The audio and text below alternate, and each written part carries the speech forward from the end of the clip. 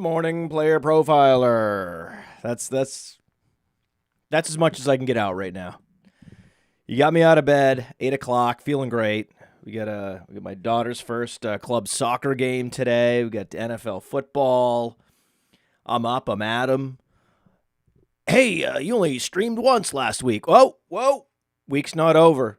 Week's not over. You maybe you didn't consider starter stream would happen 8 a.m., man. 8 a.m. because Theo was saying, hey, I don't know if we need to do starter stream. It didn't do great numbers last year on YouTube. And there are a few reasons for that. When you have rotating hosts, it's very difficult for anyone to sort of say, hey, I know I'm going to lock in this time. I'm going to hear from this person. Like we have with Jason Allwine. That show just blowing it out completely. Building an audience at 10 o'clock in the morning. You now see videos going well over 1,000 views. He started with like 50 views. Like that is a great lesson for anyone to have perseverance when it comes to streaming and social media. Eventually, things will start to click into place. You'll feel more comfortable. You'll have more ideas. You'll feed on the audience. The audience will give you ideas. The audience will help provide the content. And that's what this show is all about. This show is all about the audience providing content. And I know I look tired. I look haggard. I get it. It is Sunday morning, very early, and I am tired. So that's the thing. I'm tired. But I'm very pumped up for the NFL. This is what I've always wanted to do. Like I can't believe the Podfather got up at 8 a.m. on a Sunday. Look at him. Still plowing his own fields. What? How? I love this. I'm in this because this is what I love to do. I love to talk football. I don't know why anyone would start a business or another business or a fantasy app called Fast Draft or whatever it is and then say, you know what, now I don't need to stream. This is why I do it, so we can keep streaming. And I said, Theo, listen, we're gonna try this at 8 a.m. with me. That's what I think this show needs. This show needs to go earlier. People are up. I swear to God they are. I know they are. I'm up at this time. And there's nothing live. Everything live comes out at 9, 10, then at 11. It's like this, fire hose of content. But yes, we're not going to know all of the game day inactives at this point. Right? We're many hours away. It's 8 a.m. We're many hours away from the game day inactives. This is just, hey, I have player X and I have player Y, and, I'm between these two guys, and let's talk it through together, right? Talk it through together. And in the chat, it says Acropolis Army. That's a cool name. And Twitter X.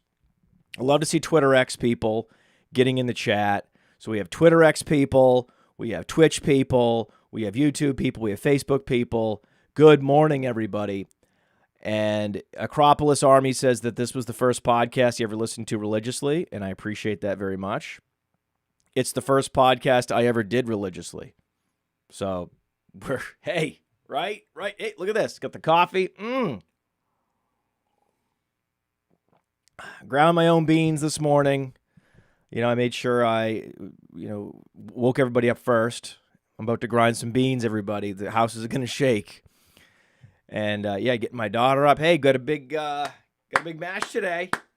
Opening the windows, getting the sun in. Let's go. And then, oh, by the way, NFL football. NFL football. Okay, Dustin Poole. Here we go. We've got it. We've got questions. I've got answers. They're not all right. I mean, y'all know that we've had a good run here. Okay, just early in the season, a good run. Saquon, right? Barstool Joe is like, you got to get Saquon, and we drafted Saquon at the end of the first round. I've got receipts. I've got videos of the perfect draft with the Saquon, Jalen Hurts stacks. I actually did it in an expert league. Saquon, Jalen Hurts, Devontae Smith. I'm feeling very good about that. And then we had the please don't say anyone other than Jaden Reed is the number one in Green Bay. And then we can argue about who the number 2 is, the number 3 is. But the number 1 is clearly their best receiver. 3 receiver sets or not, Jaden Reed, I didn't even believe that they wouldn't play Jaden Reed, their best receiver, in 2 receiver sets. What? He's only going to play in 3 receiver sets. Okay, no, that's not true. I don't know. How does this even happen? How do these lies even get told? Kelsey dust. Mark Andrews bust. The Mark Andrews one was the easiest one. I was talking to Evan Ringler, our head of analytics, just a prodigy. We had Dario the prodigy. Now he's passed the torch to Evan. Evan's the new analytics prodigy we have. And I was like, can you explain to me why anyone was high on Mark Andrews this year? We knew that Flowers would be the target magnet in that offense. And the second tight end is one of the best second tight ends in the league. So this is already an offense that's going to be more run heavy. Now they have, Derrick Henry. And then when they do pass, you have all those dropbacks that will result in a Lamar Jackson scramble. Then from the actual passes, most of them will go to Flowers, and then some other percentage will be distributed around to Andrews and Likely and Bateman. And the target math never made any sense for Mark Andrews. Never made any sense. With Kelsey, it's just like, hey, this guy's dust. This guy's clearly not focused on his strength and conditioning. This guy's clearly not as into football as he was 5 years ago. Clearly. Look at him. Look at him. He looks like a dad. I mean, dad bod city, man. When I go to this soccer match today, there's going to be a bunch of Travis Kelce's everywhere I go. I was at the coffee shop yesterday, and I turned around and I said, hey, Vivian, look behind me. There's Travis Kelce. And then it's not just, he also had the efficiency decline and the production decline last year. That's the real reason. And they added a lot of better targets. Choices. I have choices now. I'm Patrick Mahomes. I have choices. And we had Rashee Rice, wide receiver 7 this week. Wide receiver 7. Wide receiver 7. So we're starting off strong, very strong. And the first question, Debo versus Marvin Harrison. And this is one you don't need to worry about. You can just play Debo. Why not Debo? I get Marvin Harrison. He's interesting. Okay. I like him. He's cool. Right? But he's a rookie. And we don't know what's going to happen. We don't know what is the snap share going to be. Is he going to be on the field the whole game? I want to see it. He's still a rookie. He's still a rookie that avoided every aspect of the pre-draft process. I know it's a 48-point total. And when you look at the 49ers game, it's 49ers, the lower total. It's a 43-point total. 49ers are 4-point favorites. The Cardinals are 6.5-point dogs. So the implied points for the 49ers and the Cardinals very similar, even though the Cardinals-Bills game are more likely to shoot out. The implied points very similar. So now what are you gaining? If you're not gaining implied points, what are you gaining? You're gaining a matchup? Well, Sauce Gardner is an outside alpha corner. He's most likely going to match up with Brandon Ayuk. So if you think about where targets will funnel in a game where the 49ers could be down in this game. Absolutely. So it's not like the defensive matchup doesn't concern me with Deebo Samuel. He's a truly special yak monster receiver. So there's nothing about the matchup that concerns me about Deebo. Much more concerned about Brandon Ayuk not having practiced or been part of the team, then matching up with a Sauce Gardner. I would absolutely start Marvin Harrison over Brandon Ayuk because they both have all these question marks heading into week 1. There's no question marks with Deebo Samuel, so I'm going with Deebo Samuel. Similar upside, but far fewer question marks. So that would be the justification for Deebo this week. And then Jerome Ford or Deontay Johnson, that's from Player Profiler News. So the Player Profiler News guys are already up and at 'em today. So that's something that you love to see. And I think isn't that pretty easy? I feel like that's pretty easy. Anytime you have a full-blown workhorse back starting at home, you play him. You play him. I know the total's low, right? But the Cowboys and their defense is good, right? This looks like two teams that have, better than average defenses. And then you're at Cleveland, your natural turf, natural grass, and you're like, okay, I don't think this game's going to shoot out. Dak might struggle in this game. It makes sense that the 49ers could struggle in this game. The Browns are favored. So the whole thing, positive game script. The fact that Jerome Ford has 4 wheels to have these breakaway runs for touchdowns. Plus, they're gonna ride him. They're gonna ride Jerome Ford at 4:25 p.m. today. So you absolutely want Jerome Ford just because of the touchdown equity that he brings to the table. Don't forget, Deontay Johnson had a whole season where he didn't score a touchdown. Now he's on the Panthers, right? So if we're talking about, hey, this is a flex play in PPR leagues, and I'm between this running back who has a role but isn't the biggest, greatest role yet, but very exciting. We'll see what happens. And then, we have this player who's a wide receiver, and we're just not sure how things are going to play out this week. Maybe he's a rookie. Maybe it's a difficult matchup. Maybe it's a low total. Whatever it is. You're like, okay, right, I have DeAndre Hopkins. I have Calvin Ridley. Right, and they're going up against the Bears, the most underrated defense in the league. That's a defense I'm streaming this week. Talk about starter stream the Bears against Will Levis. You don't know what Will Levis is yet. I think he could be great. He could be what many of these scouts love in quarterback. He has the grit. He has the arm talent, right? So he has this swagger, this toughness, where he's in the gym all the time, and then he has the physical tools. Things could come together, right? Things could really come together for him like Josh Allen. Or he never really evolves from Kentucky Will Levis.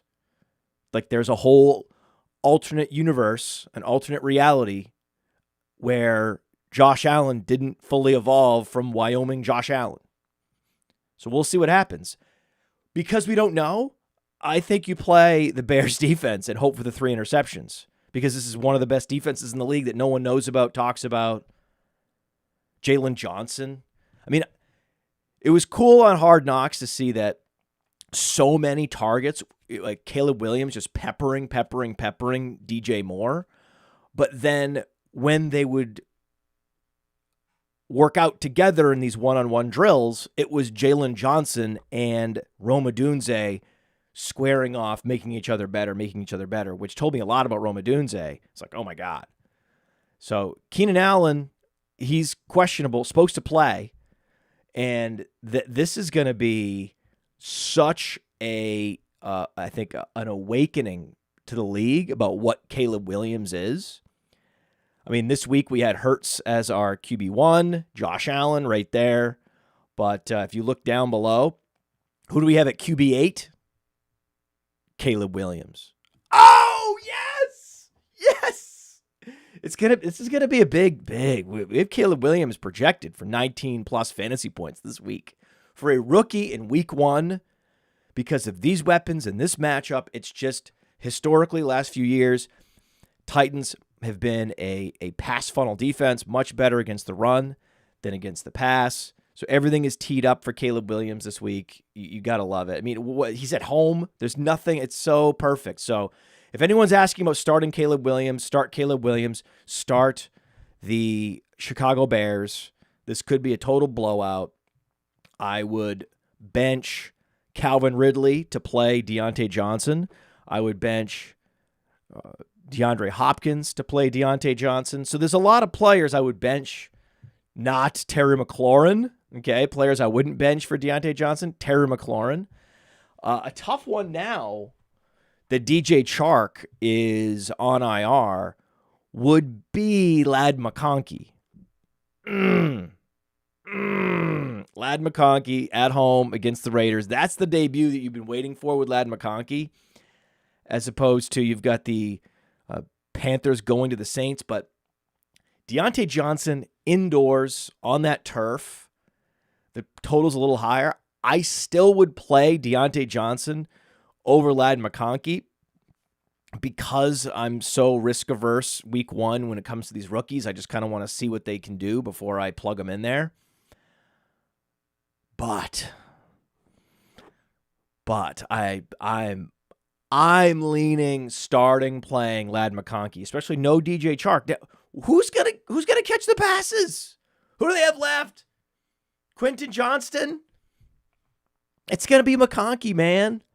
It's gonna be McConkey. I think that's really where the decision point is. McConkey, Deontay Johnson. Oh, tough call. But I'm going Deontay Johnson. He's just gonna get, perfect scenario where you're gonna be a dog on the road at the wide receiver position. That's perfect. It means we're probably gonna be losing. I'm gonna have some fast game conditions. So it's good for Deontay Johnson. That was a really tough question. It was easy. The question as it was framed was easy. Of course, it's Jerome Ford. But there are ways to frame a Deontay Johnson question from the Player Profiler News that's actually difficult and challenging.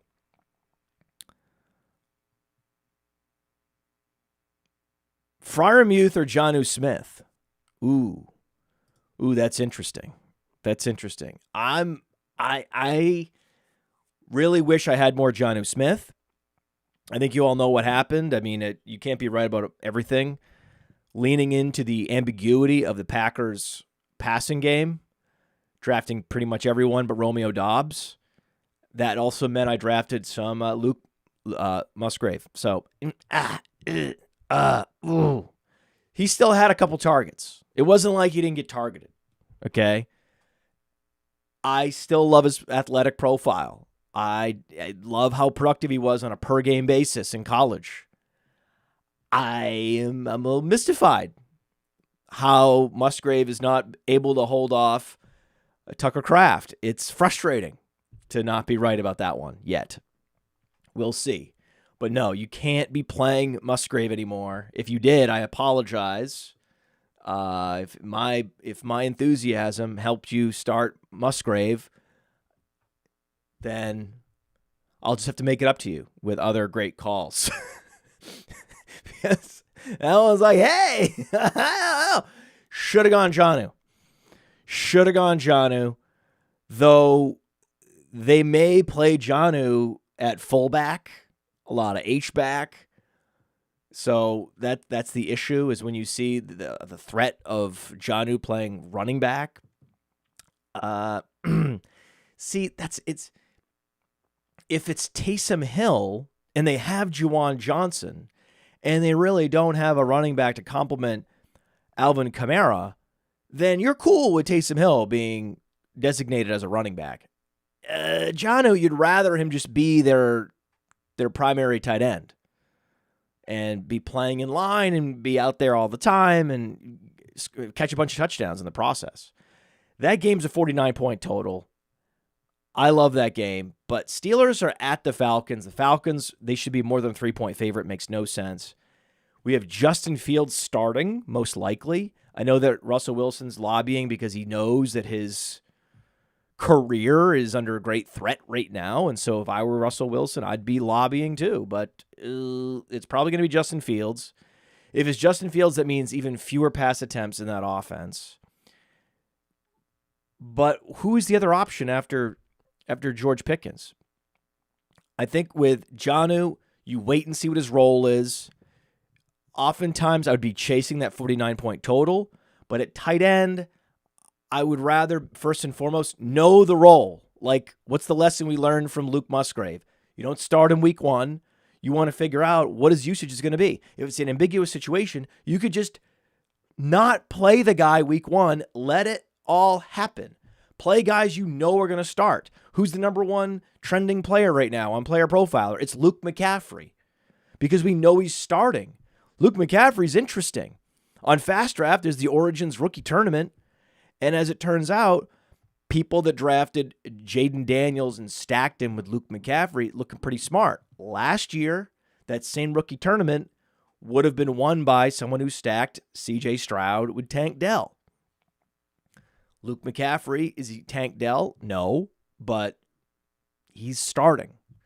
So I would be fine if you're in a deep league and you're thinking about, hey, I got to play a guy in my wide receiver 4 spot or my third flex. Then Luke McCaffrey, by all means, please, like, after you, let's go, right? One of the few rookies where I'm like, okay, this is what you want. You're on the road at the Buccaneers. This is a pass funnel situation. So why have these guys in your roster if you're not going to play them? Why? Why even pick them up? Why pick up a Luke McCaffrey you're not going to play him this week? This would be the week to play him. If not this week, then drop him. If you have Freiermuth, you play him against the Falcons. When else are you going to play him? You think there's going to be a better passing situation that the Pittsburgh Steelers are going to be in than on the road, on the turf in Atlanta against the Atlanta offense? They're going to be down probably double digits in that game. The line makes no sense. -3 Atlanta, what? That's the best bet on the board. Play Freiermuth. Jason's in the chat. Jason, hey, here's to you, buddy. In morning stream. He's the king. Jason Allwine, king of the morning stream. Okay, another question from X, which I love. You know, the other thing is, a lot of people have to wake up early because they have lives. And they have to set their lineups at like 7 a.m. because they have other obligations with family, with work. Okay? So everybody just doing their start show, sit show at 11:30 is not helpful for a lot of people. Okay? That's why now we're doing it at 8 a.m. It just means I have to set my alarm. But it's called being ambitious. It's called caring. It's called trying. This is what we do here. Okay? The head of the company is going to be waking up, setting his alarm, and his wife is like, what are you doing? Why are you getting up? And I'm like, I got to go upstairs to the studio. Why? I'm doing a show. What? Yes. Yes, go back to bed, everybody. I mean, you're not really going to be able to sleep because I'm going to be upstairs stomping around and yelling about why people are playing pick a player that I don't like. But why are people playing Calvin Ridley? Why would anyone start Calvin Ridley this week? I wouldn't. Okay? I please, Jaden Johnson, please just erase all Titans receivers. Please intercept like 7 passes. All my Bears streamings. Oh, my God. Please make the payoff. Okay. Pick 2. Oh, God. Pick 2. Just it's competitive enough to get one of these questions in, and you're going to make me pick 2. I hate pick 2.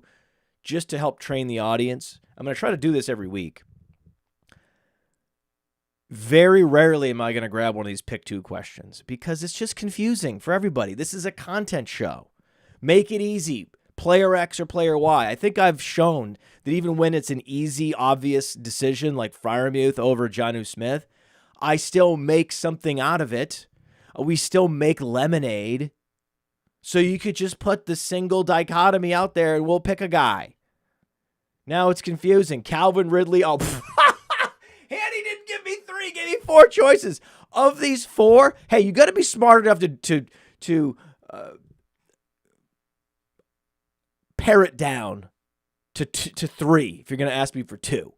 I'm not answering these questions anymore. This is obvious. McLaurin, Deontay Johnson, Javonte Williams, Calvin Ridley. It's obviously Terry McLaurin and Deontay Johnson because he did say it's full PPR. And what I would say to this is, if it wasn't full PPR, it would be Javonte over Deontay. That rhymes. But because it's full PPR, again, I want Deontay Johnson this week. Again, why did you draft Deontay Johnson if not to play him at the Saints? Why did you draft Freiermuth if not to play him at Atlanta? in these situations that are perfect for someone who catches passes. Calvin Ridley is a bench this week. Bears is not a good matchup. This is the best. This is one of our great advantages we have as above average fantasy gamers, is we know when some teams are ascending, and then we can not just start players against them because historically those players had been, easy to match up against, or those teams have been easy matchups. Well, that things change every year. We don't know. It used to be the Patriots were not a great matchup. Yeah, this could be a great matchup. I don't know. We'll see what happens. But they've been decimated. Some of these teams that were great against the run are not going to be great against the run. The one team we know is super deep. And it was revealed on Hard Knocks in that they're cutting all these players that are going on to land on active rosters around the league. That's how deep Chicago is. You saw the front office in Chicago, Ryan Poles, just absolutely heartbroken, have to cut some of these guys that he thought, this guy should be starting in the league, or at least should be on a team. But these guys can't play on the Bears. We've had so many draft picks, so many premium picks for so many years, and we've done such a good job drafting that now we've revamped the offensive line. The defense is now this playmaking unit. We've got Caleb Williams in one of the best passing games in the league. All of a sudden, this is how quick it can happen if you just compile picks, trade back, and be smart in the draft. It's easy. So yeah, full PPR, Scary Terry, baby. Scary Terry. I mean, this is Terry McLaurin could be the number one wide receiver in fantasy this week. I mean, tell me why I'm wrong. I'll tell you where we have him ranked. We have Terry McLaurin ranked at wide receiver 22. And Deontay Johnson, wide receiver 21. And we have Marvin Harrison ranked outside all those guys. Okay? So, pretty simple. But of all these guys outside the top 20, McLaurin has the ability of all these guys to be the wide receiver one this week, because this game could shoot out, right? I mean, why not? Why wouldn't it? Very easily. It's a 43.5 point total, which is Vegas saying we have no idea whether this game's going to go way over or way under or neither. It's got that 3.5 point line, which is another, well, we really hope, we're trying to induce you to take the Commanders. All right, trying to induce a little Commander. They can still lose by a field goal and you cover. So they're trying to induce the Commanders, which tells you it might be a little bit more probability because it's a rookie quarterback week one in a Tampa blowout, which then would be all this garbage time for the Commanders. I mean, Terry McLaurin is like the only option in the passing. It's just so perfect. Oh, Luke McCaffrey. I know I'm playing Luke McCaffrey in some leagues, but you don't want to bury the lead. The lead is Terry McLaurin could just go absolutely nuclear this week. Are we fading Yoshivos? No. If you picked up Yoshivos, wouldn't you start him? I believe Jamar Chase is questionable with now an illness. I'm not expecting a lot from Jamar Chase. T. Higgins is doubtful. So if there was ever a week to start Yoshivos, it's this week. You have permission to start Yoshivos. Over Calvin Ridley? Maybe. Are they that much different in terms of talent? Calvin Ridley's not that good. Never has been. Went to Alabama. That's it. Then happened to be on Atlanta on the highest volume offense in the history of football. And got fed a bunch of targets. Was a top 10 wide receiver. And that's it. He hasn't done much at all since, or ever, really. So, no, I'm not a big Calvin Ridley fan. He's one of the most overrated wide receivers ever. Most of the most overrated wide receivers came from Alabama. Jerry Jeudy,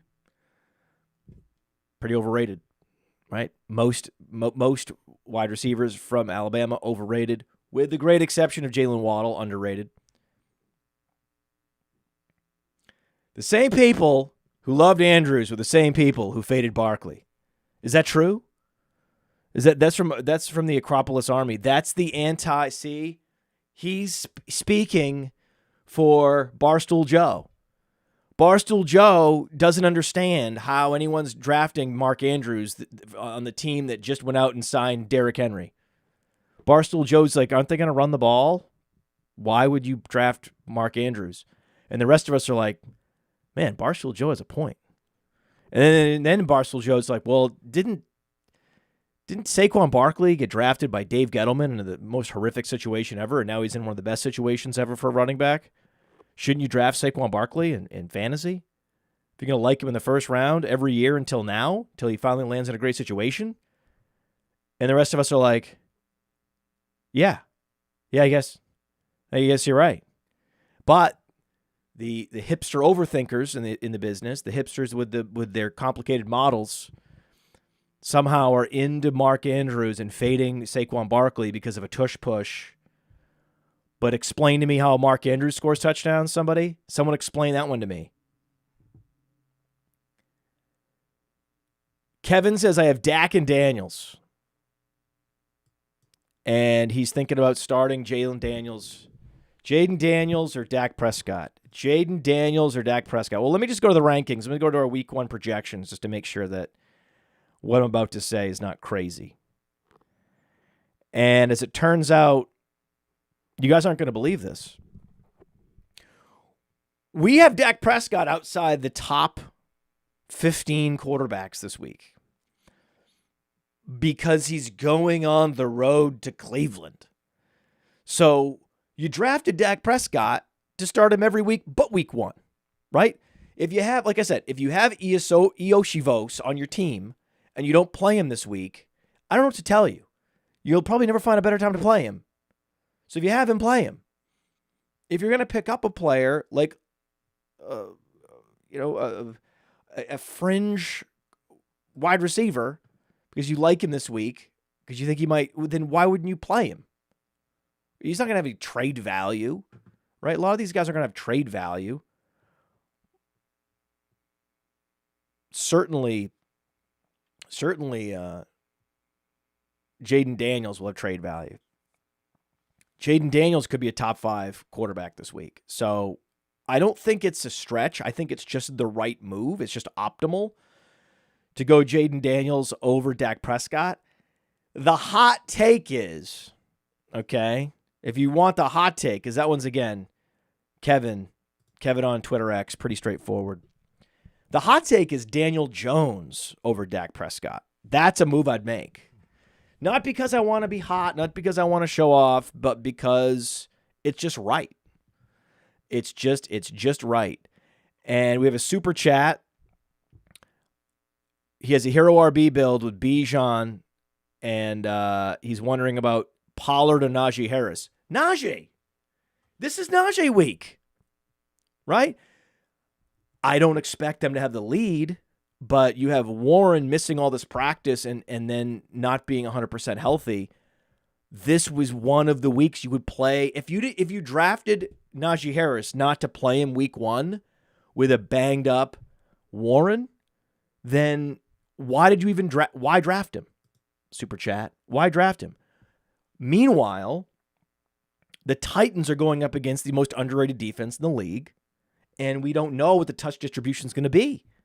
So this is one where you want to see the flop, right? You want to see the flop if you have Pollard. So wait week 1 to start him, potentially week 2. If you have Najee, you want to get your chips in now. You have a pocket pair with Najee. You want to get your chips in now for week 1.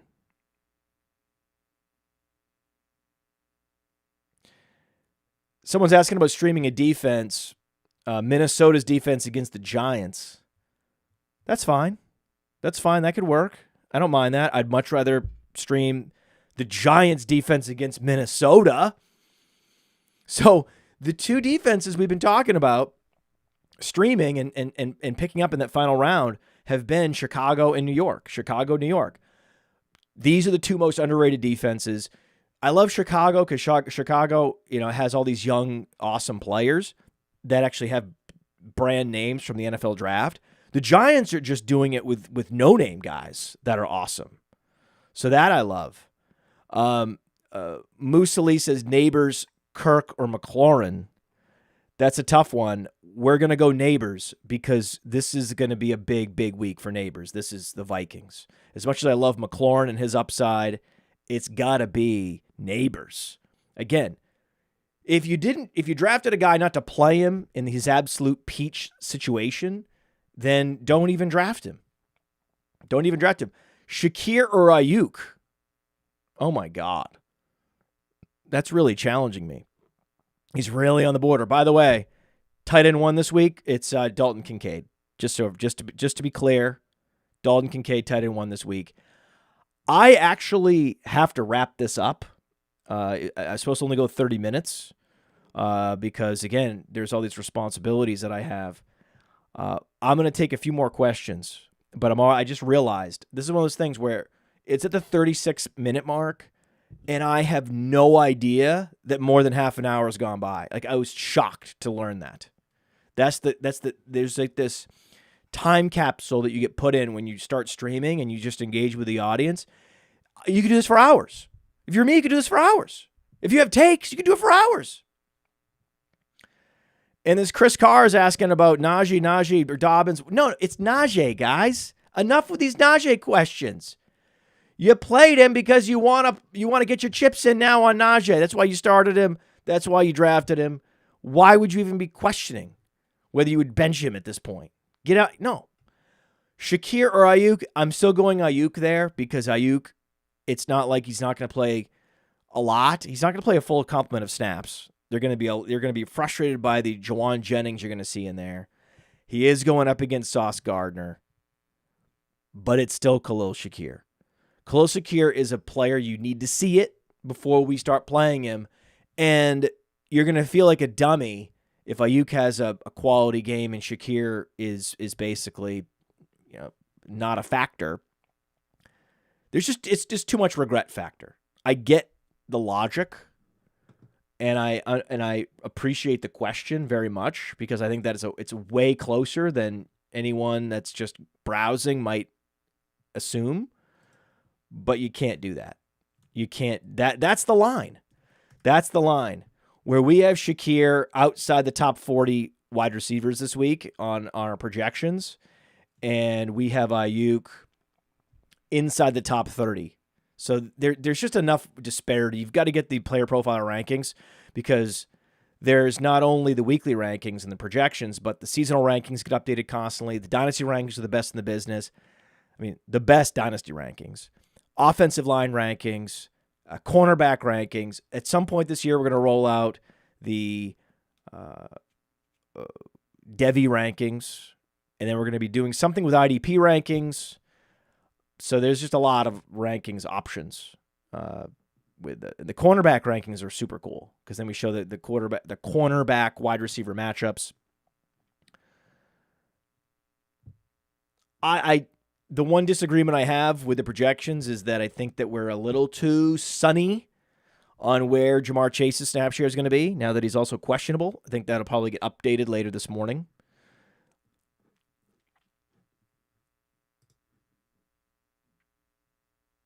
I would go Ayuk.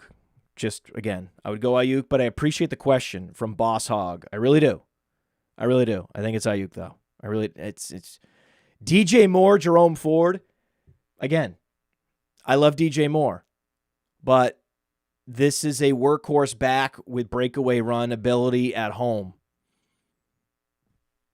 You play that guy. You always play that guy. Always. You're always playing Jerome Ford. Do you remember how happy we were? We were in the auction, the Kings Classic auction, Theo and I, and it was down to, are we going to get Jerome Ford or not? And like that, it was everything. Because Chuba was bid outside our budget, and we had this $8 budget for one more player, and he closed at like $7, and we got him. And if we hadn't gotten Jerome Ford, we would have no one to start week 1. Like everything was on the line with Jerome Ford. in every league, I think I either went like extreme hero RB with, Rashad White or Bijan, and then my next running back is like Najee, Chubb. No, Najee, Chuba, not Chubb. Najee, Chuba, or Jerome Ford. Right? Those are. It's like this. It was like almost nothing in between. It's like we either got Kenneth Walker, Rashad White, Bijan, or Saquon. I think I have like those guys, and then the next running back is like Jerome Ford in all those builds. All those builds. Amari Cooper over Chase this week. I think that's absolutely fine. I think that's more than fine. I think Chase is very risky, and the projection difference is like one and a half points. I think Cooper's much safer this week. I don't think the upside's that great against the Patriots. Though things have changed with this goddamn T. Higgins doubtful tag. With no T. Higgins, you can see them just... If Chase were 100%, it's tough. It's tough. I think in that situation, you could just wait and see what happens. This is a low total game. This game could be dragged into the mud. You don't know Chase's health status, his playing status in terms of the snap share. It's okay. It's hard to see Chase having a big spike week this week. So Amari Cooper, revenge game at home. This is a game where you can see him really going off. I think there's a floor there with Amari Cooper. I think there's a great ceiling. And that might be one of the reasons, one of the few instances where I would say, the projections say Chase, mostly because it's like, who else is going to get targets without T. Higgins there? But every time I look at the news, it's like, it makes me think that he's not going to be operating at full capacity. Now there's like an illness. Why is there an illness? It's weird. Like, he's going to be playing. Like, but why have an illness now? It just doesn't make sense. Like, it doesn't make any sense that now that they would say illness. So, hit the like button. If you think this show should come back at 8 a.m., if you like having 8 a.m. content on Sunday mornings talking football, give it a like, subscribe to it. That's how we'll know that this show needs to continue. It probably will, because I had a great time. I love you all. This is always my favorite moments in the day when you can go live, field questions from the audience, talk football. Good luck, everybody.